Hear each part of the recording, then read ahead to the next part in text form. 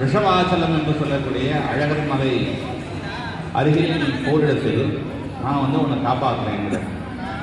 அப்போது அந்த சோழன் படை பெரிய மிகுந்த படையோடு வந்து கொண்டிருக்கின்றது.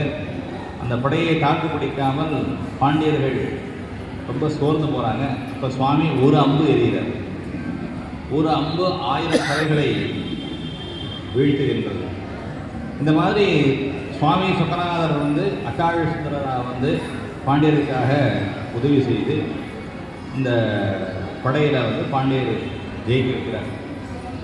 பாண்டியர் ஜெயிக்கிறதுக்கு முன்னாடி சோழனோட யார் யார் வராங்க அப்படின்னா, துருக்கி, இப்போ நம்ம டர்க்கின்னு சொல்லுவோமே, நிலைச்சர்கள், துருக்கி, இதெல்லாம் புராணத்தில் வருது.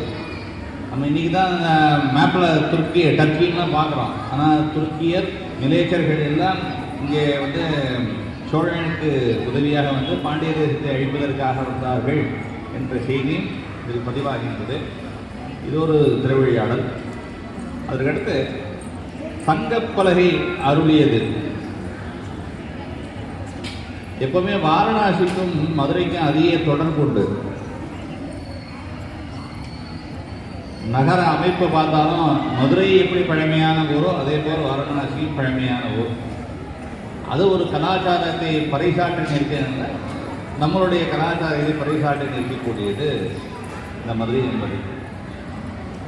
அந்த காசியில் ஏற்கனவே ஒரு புராணத்தோட நம்ம மதுரையை போய் தொடர்பில் இருந்திருக்கு. அதாவது ஐராவதே யானை, அந்த யானையினுடைய சாபம் கிடைக்கப்பட்டது வாரணாசியில். அதனுடைய சாப நிவர்த்திக்காக மதுரையம்பை சேர்ந்து மதுரையம்பதியிலே அதுக்கு சாப நிவர்த்தி ஆகிட்டு அது ஒரு தொடர்பு. அது பிறகு பிரம்மா என்ன பண்ணுறார், தன்னுடைய மனைவியோட காயத்ரி சாவித்ரி சமேதராக அவர் பெரிய அஸ்வமேத யாகம் பண்ணார்.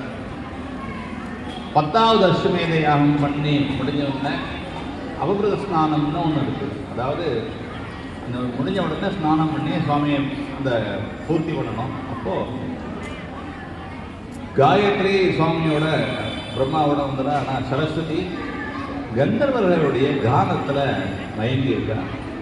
அதனால் இவருக்கு கோபம் இருக்கு. உனக்கு 48 ஜென்மா மனித பிரிவு எடுத்து பின்பணி சத்தியலோகம் வா அப்படின்னு சொல்லி சாபம் கொடுக்குறார்.